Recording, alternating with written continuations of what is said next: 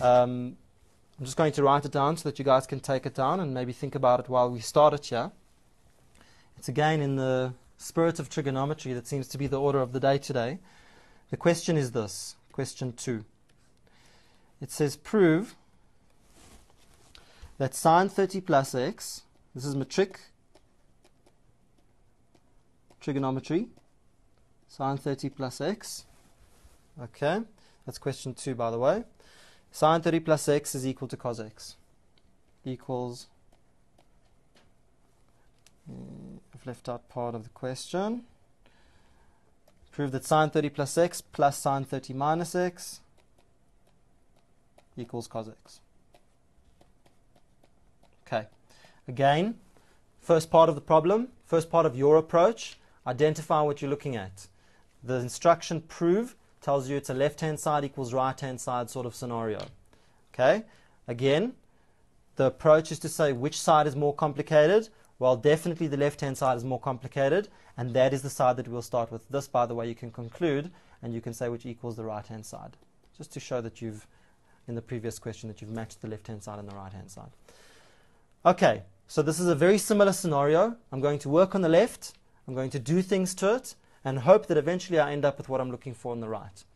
I look at the right-hand side.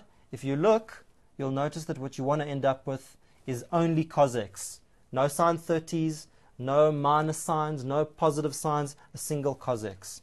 Let's work on the left-hand side and see what happens. Okay, we've got expansions for sine a plus b. And sine a plus b, I hope you all know this, I'm going to write it small here, is equal to sine a cos b, this is something that all of you guys should know, plus cos b, cos a sine b. Alright, and this is what we're going to use. This is the bit of theory that's relevant to this question. So, the left-hand side, sine 30 plus x is simply sine a plus b. It becomes sine 30 cos x. I have a minus, I have a plus there, I keep the plus. Cos 30 sine x. Right, I have a plus here, plus. Sine 30 minus x becomes sine 30 cos x. Again, I'm just applying this bit of theory over here. This time it's a minus, so I'll have a minus cos 30 sine x. Okay, when I try and simplify this thing, you'll notice that two of the terms immediately cancel. I have this, let's cancel them in a different color, let's cancel them in a green. I have this cos 30 minus x minus cos 30 sine x. So those two, they cancel each other out, leaving me with two terms, which is quite nice because it makes my life a little bit easier. Sine 30 from your special angles, if you're unsure, you can plug it into a calculator. Sine 30 is a half. So I have a half cos x, that's the first term. Next term is plus, again I have a sine 30, another half cos x. Okay, again I simplify, a half of anything plus a half of the same thing is a full of that thing. So a half cos x and another half cos x gives me the full cos x, which is equal to the right-hand side. First part of the question done. There's a part 2 to this question, and this is the real important part because it contains the word hence. Very important word. It implies that you're going to use part of your solution from the first part of the question in solving the second part of the question. And the instruction is hence, find value, find the value of sine 75 minus sine 15. Okay, now remember, we've just shown, or at least we should be thinking, that we've just shown in the first part of the question, let's put this in a box because this is the theory that we're going to use. We've just shown that sine 30 plus x, I'm going to write this small, I hope you can read it, sine 30 plus x plus sine 30 minus x, we've just shown that it equals cos x. We've just proved that. And since the question says hence, I think I'm going to try and use this somewhere. Now, let's look at the first part. Sine 30 plus x, sine 75. How can I make a sine 75 out of sine 30 plus x? Well, I'm thinking possibly if x was 45, I would end up with sine 30 plus 45. So maybe x is 45. Okay? It's a valid suggestion. Let's check it out and see if it works. I'm going to plug 45 in there. And remember that from this identity that we've just proved, we know that if x is 45, then this whole thing boils down to a cos x, which would be cos 45.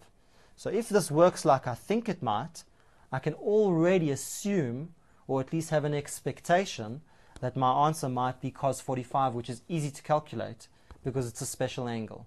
So root 2 over 2. Let's go ahead and see what we get. I take this 45, I plug it in there. I get sine 30 plus 45, which is sine 75. I like it because this matches with this, sine 75. Let's continue. So far, so good. Plus. Plus I'm not that happy about because there's a minus there, but I'm going to go with it. Sine 15, well, what happens when I plug 45 in there? I end up with 30 minus 45. And 30 minus 45, let's continue this thing a little bit. We know that 30 minus 45 is sine of negative 15. So what we end up with here is sine 75, right, plus sine of negative 15, sine of minus 15. Now, these are almost identical. And the bit of theory that you need to see at this point with, a bit of an expectation for the answer that you are on the right track is that somehow this and this are the same. And the reason is, and you should know this, that sine of negative the angle, something that you need to know, is equal to negative sine of the angle. Very important piece of theory that you need for this part of the question. And if it's sine of negative 15, it becomes negative sine 15.